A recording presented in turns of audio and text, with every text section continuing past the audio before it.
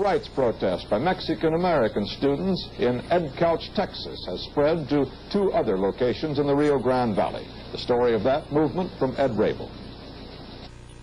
This is the Rio Grande, which flows the length of the Rio Grande Valley. It is a lush valley of citrus groves, where Mexican-Americans, attracted by the agriculture industry, outnumber the Anglo population. The practice here has been one of domination, the Anglos dominating the Latins. But the Mexican-Americans say that day has ended, that they are on the move, that they will have a piece of the action. Mexican-American students at a school in the valley community of Edcouch have been demonstrating for what they say are their rights. The school district expelled about 175 of the students after they staged a walkout and began the demonstrations. Later, the students presented a list of demands, one of which challenged the school's alleged policy prohibiting the speaking of Spanish on the school grounds. Why is it very important to you that you be allowed to speak Spanish on the school grounds? Well, that's our mother tongue, so I don't see why it should be taken away from us. We're born of Mexican-American parents, and we have to speak Spanish to them, and they want us to forget our native tongue. I don't think that's fair for us.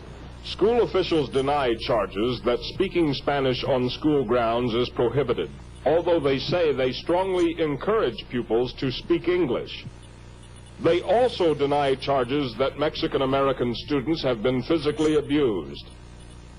At a special meeting between board members and parents, School Superintendent A.W. Bell denied the allegation that faculty members have been guilty of blatant discrimination against pupils. I can give you the official stand of both the school board and the administration, and that is that we do not have discrimination in the school system. There may be isolated cases of discrimination that we don't know about.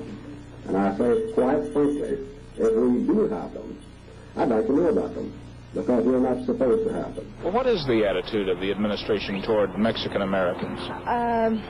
Well, on my opinion, they have always been pushing us, and I think it's time for us not to be pushed around so much like they have.